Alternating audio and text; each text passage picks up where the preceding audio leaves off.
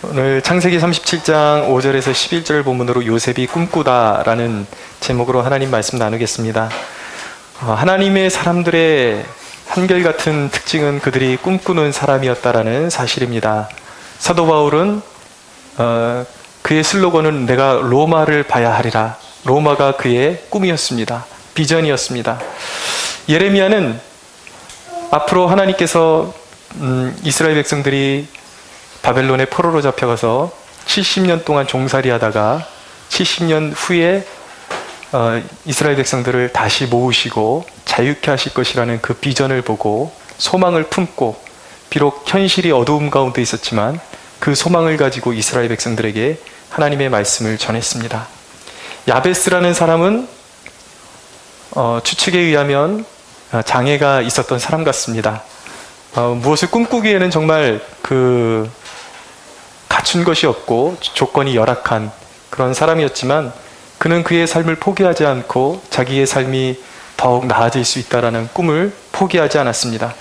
그래서 그는 기도하기를, 주께서 내게 복을 주시려거든 나의 지경을 넓히시고 주의 손으로 나를 도우사 나로 환난을 벗어나 내게 근심이 없게 하옵소서. 그의 지경을 넓혀달라는 것이 그의 꿈이었습니다.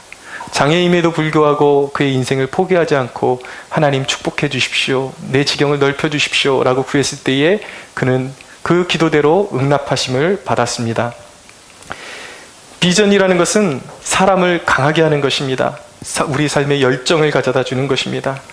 헬렌 켈러는 삼중고를 겪었던 여인이었습니다. 앞이 보이지 않습니다. 말할 수 없습니다. 귀가 들리지 않습니다. 이 삼중고를 겪던 여인이 인생의 가장 비참한 일이 무엇이냐는 그 질문에 대해서 어떻게 대답했냐면, 인생의 가장 큰 고통은 눈이 보이지 않는 것도 아니요, 말할 수 없는 것도 아니요, 귀가 들리지 않는 것도 아니요, 비전이 없는 것이 가장 큰 고통이요 비참한 것이라고 그렇게 말했습니다. 들리지 않아도, 말할 수 없어도 살 수 없지만 비전이 없는 사람은 소망이 없는 것입니다. 비전은 하나님이 그 사람의 삶에 하나님의 계획을 이루시는 방법이기도 한 것입니다. 제가 은혜를 받고 나니까 영혼의 귀중함을 알게 되었습니다. 그래서 제가 운동을 가르치는 사범생활을 하면서도 제가 하나님께 온전히 사로잡히게 되니까 운동보다도 그 회원들에게 복음을 전하는 것이 더 기쁨이 되어버렸습니다. 그러면서 갈증이 생기는 거예요. 이렇게 몇 사람에게만 복음을 전도하는 수준에 머무르는 것이 아니라 내가 하나님의 말씀을 더 많은 사람들에게 선포하고 가르칠 수 있는 그런 사람이 됐으면 좋겠다라는 그런 꿈을 꾸게 되었습니다.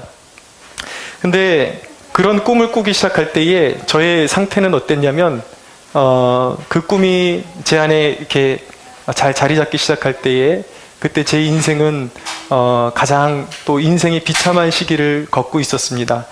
제 다리가 완전히 쓸 수 없는 그런 상황까지 가게 되었고요. 그리고 또 그때 이후로 제 삶에 또 우울증이 오면서 사람들 앞에 서면 떨리고 대인공포증이 생기고, 그러면서도 하나님의 비전이 임하니까 내가 영혼들을 살리는 설교자로 나는 쓰임 받을 것이다 라는 그런 소망이 생기더라고요. 그러니까 말만 하면 덜덜 떨고 이렇게 요리 있게 말할 줄도 모르는 사람이 나는 설교자가 될 거야 라는 꿈을 꾸기 시작했는데, 하나님께서 제가 그렇게 꿈꾼 대로 이루어가고 계심을 보고 있습니다. 꿈은 한계를 뛰어넘게 하는 것입니다. 내가 말할 수 없는 사람이지만, 설교자라 그래서 원래 말을 잘하는 것이 아닙니다.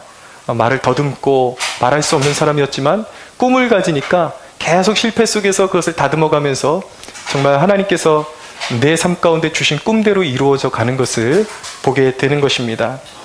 꿈은 어떻게 오는 것입니까? 꿈은 첫째로 예기치 않은 때에 삶에 찾아오는 것입니다. 요셉에게는 17살의 나이에 비로소 꿈을 갖기 시작했습니다. 하나님이 그의 인생에 불현듯 꿈을 주셨습니다.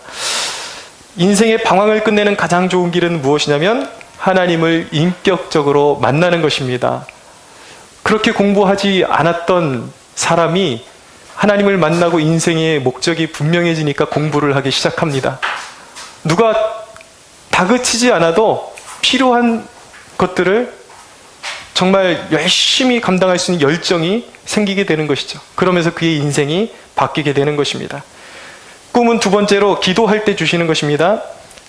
바울은 다메섹 도상에서 예수님을 만나고 그리고 그 예수님을 만난 상태에서 그는 눈이 멀어버렸습니다.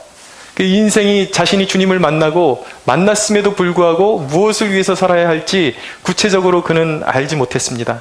그러나 그는 이제 앞으로 어떻게 살아야 될까? 이제 앞길을 주님 앞에 구하며 기도하고 있었습니다. 그래서 사도행전 9장 11절에 이 다메섹에 그 아나니아라는 그런 유대인 선지자가 있었는데 이 아나니아에게 예수님께서 나타나셔서 이렇게 말씀하셨습니다. 주께서 이르시되 일어나 집가라 하는 거리로 가서 유다의 집에서 5사람 사울이라 하는 사람을 찾으라. 그가 기도하는 중이라 라고 말씀하고 있습니다. 사도 바울이 무엇을 해야 할지, 이제 내 인생을 어디에 위탁하고 무엇을 위해서 살아야 할지 기도하고 있을 때 하나님께서 아나니아라는 사람을 준비하셔서 그가 이 바울이 이제는 이방을 위한 택한 그릇이 되었음을 알게 해주셨습니다. 그러니까 사도 바울이 기도하고 있을 때 그의 인생에 비전을 허락해 주셨던 것이죠. 세 번째로 꿈은 고통을 통해서 받기도 하는 것입니다. 어떤 술 주정뱅이 아버지를 둔 두 아들이 있었습니다. 첫째 아들은 아버지의 그런 모습을 보면서 자신의 인생을 비관하기 시작했습니다. 왜 우리 아버지는 이 모양일까? 그러면서 자신의 인생을 한탄하고 자신의 인생을 그 불행한 인생이라고 재단하고 가두어 두더니 결국은 그 인생이 어떻게 됐는가? 똑같이 아버지와 똑같이 술 주정뱅이가 되었습니다. 근데 둘째 아들은 아버지의 그런 모습을 보면서 너무나도 가슴이 아프고 마음이 아파서 그 아버지의 그런 어두운 현실이 그의 비전이 되었습니다. 그래서 내가 앞으로 성장해서 꼭 좋은 의사가 돼서 이렇게 알코올 중독에 시달리는 사람들이나 원치 않는 질병에 시달리는 사람들을 내가 고쳐내고야 말겠다라는 꿈을 가지고 그가 인생을 살아가게 됩니다. 그 꿈대로 그는 의사가 되었고 또 사람들을 고쳐주는 그런 훌륭한 의사로 쓰임받게 되는 것입니다. 똑같은 고통의 현장 가운데 있지만 어떤 사람에게는 그것이 삶을 포기할 이유가 되는 것이고 똑같은 고통이지만 깨어있는 그 누군가에게는 그것이 인생의 비전으로 다가오는 것입니다. 사랑하는 여러분, 저는 여러분들이 당하는 고통이 절망의 이유가 아니라 꿈의 이유가 되기를 축원합니다. 오늘 요셉의 꿈은 무엇이었습니까? 요셉은 꿈을 2번 겹쳐 꿨습니다. 첫 번째 꿈은 형들의 곡식단이 요셉의 단에게 절하는 꿈이었습니다. 그리고 나서 또 두 번째 꿈을 꾸게 되었는데 해와 달과 11별이 요셉에게 절하는 꿈이었습니다. 이것은 훗날에 요셉이 애굽의 총리가 되어서 그가 존귀함을 입게 되고 그리고 형제 중에 가장 존귀하게 될 것을 예시하는 그런 꿈이었습니다. 그러나 여러분, 하나님이 주신 꿈은 단순히 요셉을 높은 자리에 올리시는 그런 단순한 꿈이 아니었습니다. 요셉을 통해서 기근의 때에 온 천지에 가나안을 비롯하여 애굽에 기근이 들어서 다 이제 굶어 죽을 수 있는 그런 위기에 처했을 때에 요셉을 통해서 이스라엘을 구원하시기 위해서 그에게 총리의 위치로 가게 하신 것입니다.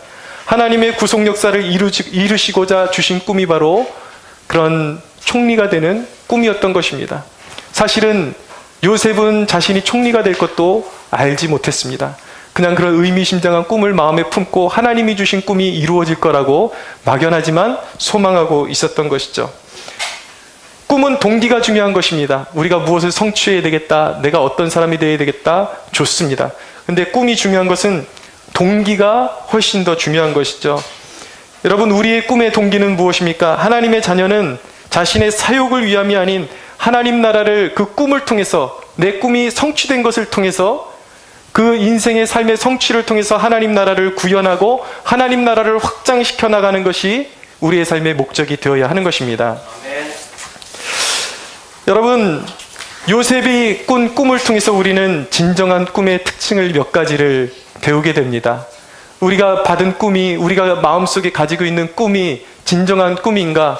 그리고 어떤 내 마음의 소망이 일어나기 시작했을 때 그것이 진정 하나님이 주신 꿈인지 아니면 나의 몽상인지를 구별할 수 있는 지혜를 배우게 되는 것입니다. 진정한 꿈의 특징은 4가지입니다. 첫째는 포기할 수 없다라는 것입니다. 9절에 보니까, 오늘 말씀해 보면 5절에 요셉이 꿈을 꾸고 라고 말씀하고 있습니다. 꿈을 꾸고 자기 형들에게 말하매, 그 다음에 9절에 요셉이 다시 꿈을 꾸었다라고 말씀하고 있습니다. 꿈을 겹쳐 꾸게 된 것입니다.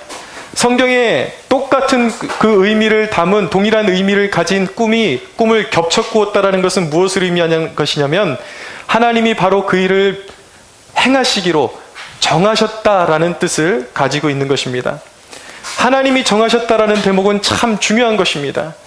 여러분, 하나님이 정하셨다, 하나님이 정하신 길이다. 우리가 소망하는 것이 요셉에게 주신 꿈이 하나님이 정하신 길이다라는 것을 아는 것이 왜 중요합니까? 그것이 모든 포기하고 싶은 상황과 유혹으로부터 지켜주는 요소이기 때문인 것입니다. 여러분, 쉽게 포기할 수 있다면 그것은 비전이 아니라 몽상인 것입니다. 하나님이 주신 꿈은 결코 우리 안에서 포기될 수 없습니다. 포기할 수 없습니다. 여러분, 베드로에게 예수님께서 찾아오셔서 예수님께서 그에게 말씀하십니다. 내가 너를 사람 낚는 어부 되게 할 것이다 라고 말씀하셨습니다. 그리고 이제 이후로부터는 너를 시몬이라고 하지 않고 너를 게바라 하리라, 베드로라 하리라, 반석이라 하리라 라는 그런 꿈을 주셨습니다. 내가 너를, 지금은 너무나도 보잘것없는 그냥 물고기를 낚는 어부에 불과하지만 내가 너를 빚고 사람을 낚는 어부가 되게 할 것이고 너를 반석과 같은 하나님 나라의 큰 인물로 내가 너를 만들어 갈 것이다. 예수님의 말씀을 통해서 베드로에게 꿈이 임했습니다. 비전이 임했습니다. 그런데 여러분, 그 꿈이 베드로에게 임했지만 베드로의 상황은 굉장히 연약한 상황이었습니다. 베드로는 인격적으로 너무나도 연약했고 많이 넘어지고 또 주님을 3번 모른다고 부인하기까지 했습니다. 그런데 여러분, 너무나도 감사한 것은 그 꿈을 이루는 책임이 베드로에게만 있었다면 베드로는 정말 반석과 같은 존재가 될 수 없었을 것입니다. 그러나 베드로가 그렇게 연약함에 빠졌지만 베드로에게 소망이 있었던 것은 무엇이냐면 그 꿈을 주신 예수 그리스도께서 베드로를 절대 포기할 수 없었다라는 것입니다. 베드로에게 주신 꿈은 주님의 꿈이었어요. 단순히 베드로가 나는 이런 사람이 될 거야 라고 꿈꾼 것이 아니라 주님 자신이 주신 꿈이었던 것입니다. 그렇기 때문에 여러분, 주님께서 주신 꿈이었기 때문에 주님은 베드로를 포기할 수가 없었고, 그런 죄책감과 무력함에 사로잡혀 있는 베드로에게, 실패감에 사로잡혀 있는 베드로에게 주님께서 부활하시고 부활의 주로 주님께서 찾아오셔서 3번이나 베드로에게 물어보셨습니다. 네가 나를 사랑하느냐? 네가 나를 사랑하느냐? 주님께서 3번이나 물어보셨어요. 그리고 그를 회복시켜 주셨습니다. 그리고 그 안에 주신 꿈을 포기하지 않도록 주님께서 격려해 주셨습니다. 우리가 꿈을 포기할 수 없는 이유, 하나님께서 주신 꿈이 포기될 수 없는 이유는 그 꿈이 바로 하나님의 꿈이기 때문입니다. 할렐루야. 주님은 주님이 주신 꿈을 포기할 수가 없어요. 주님의 성령은 우리 안에서 역사하시며 늘 격려하시는 것입니다. 여러분, 요셉이 그런 혹독한 고난 가운데로 꿈을 품었지만 이제 혹독한 고난 가운데로 들어가게 될 텐데 그 어려움을 어떻게 이겨냈을지 짐작이 갑니다. 시편 105편 17절에 보면 요셉이 하나님의 말씀으로 단련을 받았다라고 그렇게 말씀하고 있습니다. 그 말씀은 무엇이냐면 요셉이 혹독한 그런 고난에 들어가 있을 때에 하나님의 성령이 그의 심령 가운데서 말씀을 계속 깨닫게 하시고 말씀을 묵상하게 하심으로써 결코 자신 안에 그 꿈을 주신 하나님이 자신을 포기하지 않고 지금도 동행하고 계시다라는 사실을 말씀으로 늘 격려를 받으면서 하루하루 살았던 것입니다. 사랑하는 여러분, 하나님의 말씀을 사랑하십시오. 날마다 하나님의 말씀과 동행하십시오. 하나님께서 주신 꿈은 어떻게 이루어지는가? 날마다 우리가 말씀과 동행할 때에 포기하고 싶지만 포기하지 않고 하나님의 말씀의 격려에 늘 아멘하며 순종하며 하루하루를 살아갈 때 오늘 하루를 이기면, 오늘 하루를 말씀에 순종하면 하나님이 우리에게 주신 꿈이 이루어짐을 믿으시기 바랍니다. 하나님은 우리에게 꿈을 이루어 주시는 하나님이십니다. 진정한 꿈의 특징 2번째는 무엇이냐면 하나님을 더욱 신앙하게 만든다라는 것입니다. 여러분, 야망과 하나님이 주신 비전의 차이가 있습니다. 야망을 가진 사람은 자기를 신뢰합니다. 하나님을 의지하지를 않습니다. 환경을 더욱 의지하게 되는 것입니다. 다니엘서에 보면 하나님의 도우심을 힘입지 않고 세계를 제패했던 왕들, 왕들은 어떻게 뜻을 이루어가고 자신들의 꿈을 성취했는가? 성경이 말씀합니다. 자의로. 그들이 하나님을 도움을 입지 않고 자의로 자기 스스로 형통했더라 라고 말씀하고 있습니다. 그러니까 야망을 가진 사람들은 하나님을 의지하지 않습니다. 그러나 하나님께로부터 온 비전은 오히려 이전에 신뢰하던 모든 것을 내려놓게 되는 것입니다. 지난주에 우리가 말씀을 나눈 것처럼 요셉이 의지했던 채색옷은 바로 요셉이 의지했던 그 모든 것을 대표하는 대명사격의 그런 것을 의미하는 것입니다. 아버지의 사랑, 아버지의 보호, 이 모든 것들, 요셉이 의지할 수 있는 이 모든 것들을 채색옷으로 그렇게 표현하고 있는 것이죠. 그러나 요셉이 하나님의 그 비전을 이루어가기 위해서는 그의 채색옷이 찢어져야만 하는 것입니다. 하나님께서 그의 꿈을 이루어주시기 위해서 하나님께서 요셉에게 행하신 것은 무엇이냐면, 요셉이 그 채색옷을 버릴 수 없기 때문에, 스스로 버릴 수 없기 때문에 요셉의 삶 가운데 강권적으로 섭리하셔서 그 채색옷이 찢어질 수밖에 없도록 섭리하시고 그를 고난 가운데로 몰아넣으셨던 것입니다. 왜 그랬을까요? 하나님의 꿈은 내가 의지하는 채색옷으로 이루어지는 것이 아니라 신앙함으로 그 꿈을 이루시는 하나님만 바라보고 하나님을 의지함으로 이루어지는 것이기 때문인 것입니다.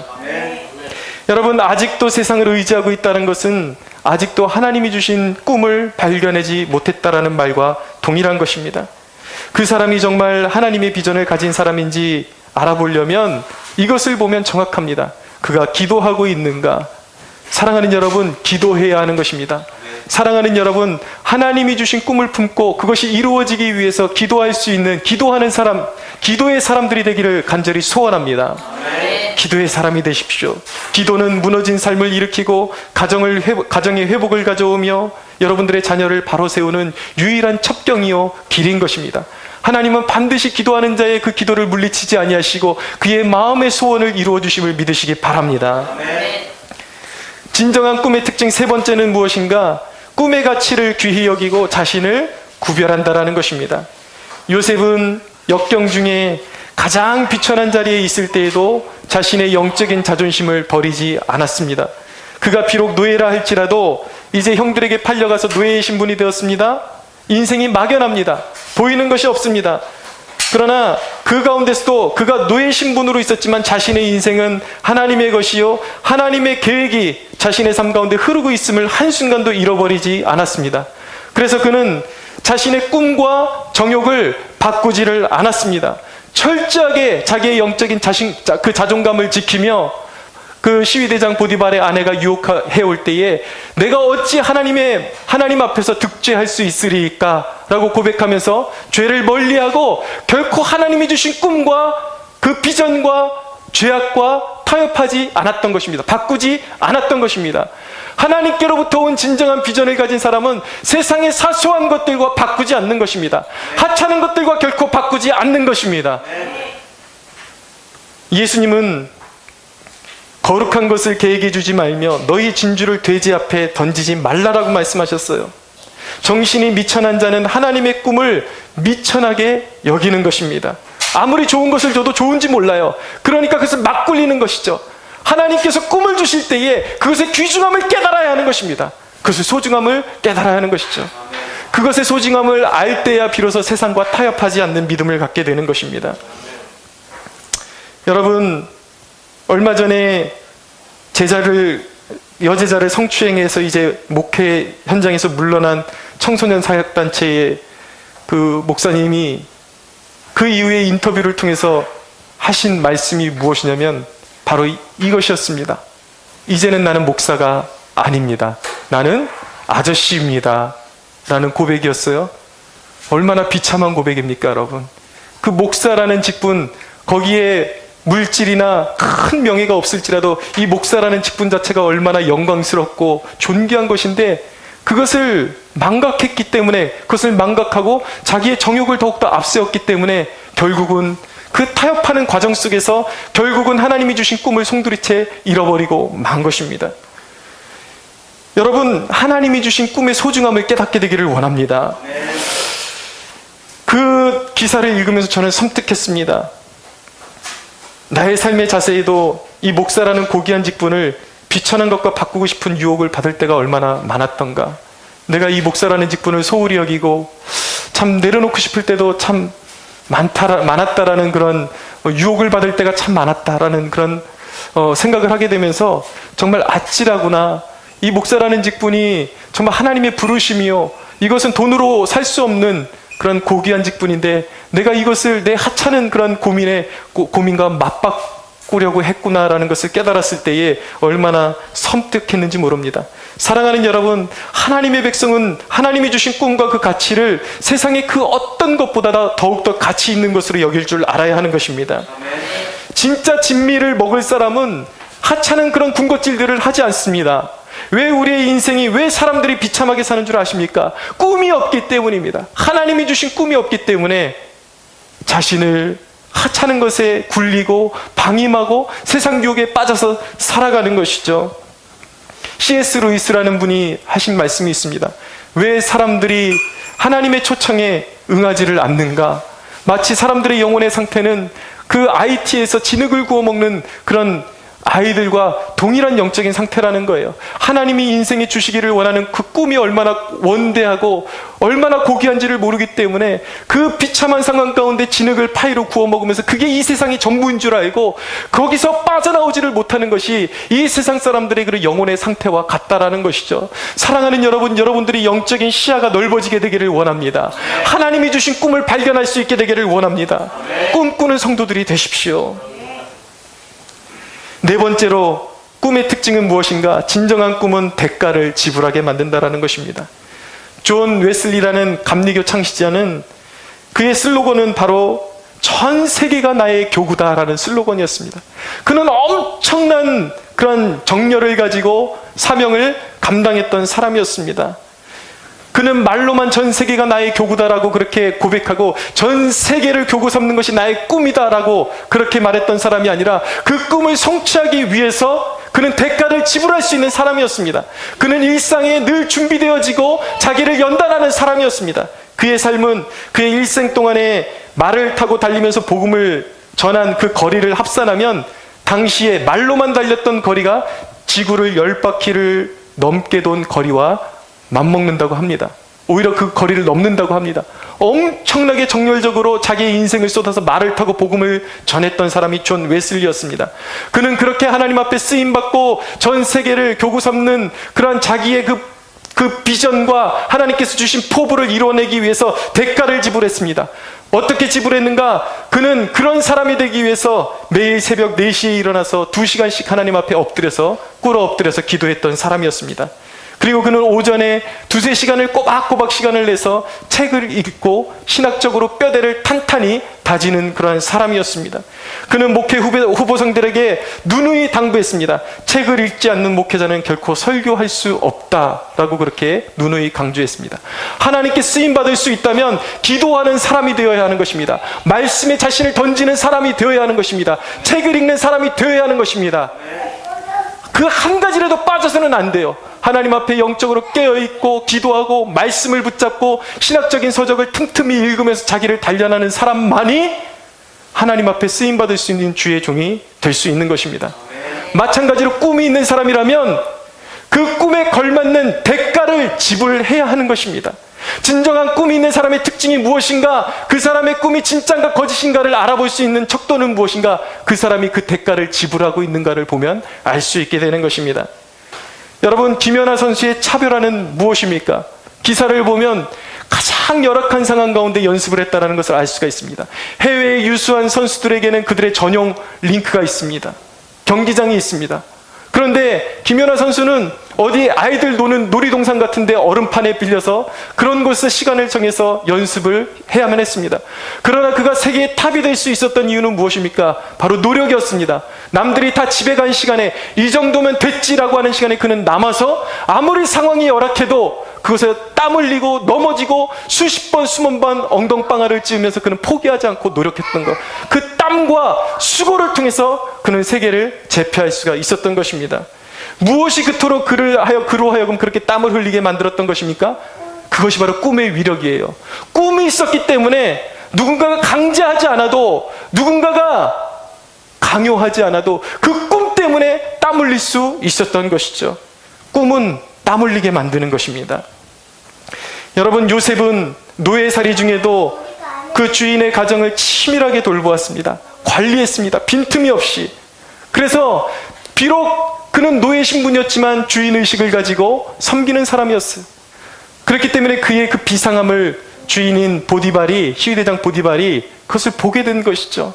여러분, 탁월한 사람은 어디에 가도 그가 아무리 비천하고 노예 신분이라고 할지라도 그의 고귀함은 드러나게 되어 있는 것입니다. 한자 성어 중에 그런 말이 있습니다. 낭중지추라는 말이 있어요. 주머니 속에 있는 송곳이라는 뜻입니다.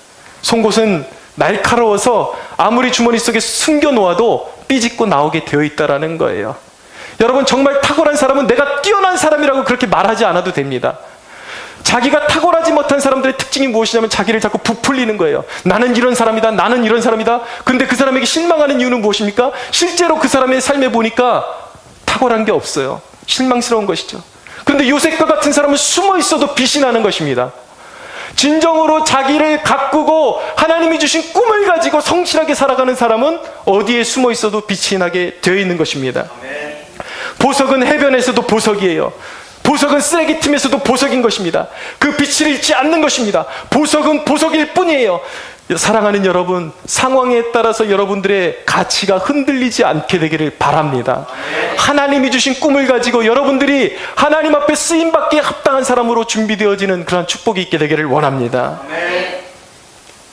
그러면 여러분, 우리를 통해서 이루기를 원하시는 하나님의 꿈은 무엇일까요? 궁극적인 꿈, 요셉에게 총리를 되게 하신 하나님의 궁극적인 비전, 여러분들에게 어떤 특정한 직업을 주시고 어떤 일을 성취하게 하시는 하나님의 궁극적인 꿈이 무엇일까요? 그것을 알아야 하는 것입니다. 여러분, 말씀드렸던 것처럼 요셉의 꿈 이야기는 단순히 어린아이들이 말하는 나는 소방관이 되고 싶어요 그런 수준의 이야기가 아닌 것입니다. 우리의 꿈이 이루어지는 방식은 다양할 수가 있어요. 요셉이 총리가 된 것은 하나님의 꿈이 이루어지는 통로가 된 것이지 그것 자체가 요셉의 비전은 아니었다라는 사실을 기억해야 합니다.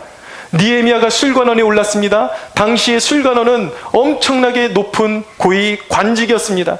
그런데 그 술관원 자체가 느헤미야의 비전이 아니었어요. 여러분, 느헤미야가 술관원이 된 것은 바로 무너진 하나님 나라의 성벽 재건을 위한 통로에 불과했던 것입니다. 성벽을 재건하는 원대한 그 비전을 위해서 필요했던 것이, 통로로 필요했던 것이 술관원이었을 뿐이에요. 그것 자체가 느헤미야의 비전은 아니었다라는 것이죠. 여러분, 우리가 가진 직업이 단기적인 꿈은 될 수가 있습니다. 단기적인 꿈도 중요합니다. 우리가 이 땅에서 어떤 성취하고 어떤 직업을 갖는 것도 중요하긴 합니다. 하나님이 어떤 방식으로 사용하길 원하시는지 그 길을 찾는 그것도 참 중요합니다. 그러나 여러분, 우리의 삶 가운데 직업을 갖고 어떤 일을 성취하는 그런 단기적인 꿈이 여러분 궁극적인 꿈이 될 수는 없습니다. 여러분, 이 단기적인 꿈과 이 궁극적인 꿈은 하나가 되어야 하는 것입니다. 그것은 무엇과 같은 것이냐면 단기적인 꿈은 우리의 육체와 같은 것이에요. 굳이 비교하자면. 그러나 궁극적인 꿈은 우리의 영혼과 같은 것입니다. 만약에 우리가 어떤 직업을 취하고 어떤 성취를 이루게 되었는데 그 성취를 통해서 이루기를 원하는 궁극적인 꿈을 발견하지 못했다는 것은 마치 구원받지 못한 육체와도 같은 것입니다. 우리가 무엇을 성취할 때에 그 성취한 것이 의미가 있어지려면 하나님께서 우리에게 그 성취하신 것을 통해서 무엇을 이루기를 원하시는지 하나님의 궁극적인 꿈, 하나님의 궁극적인 비전을 우리가 깨달아야 하는 것입니다. 여러분, 피곤하시죠? 좀 활력을 되찾으십시오.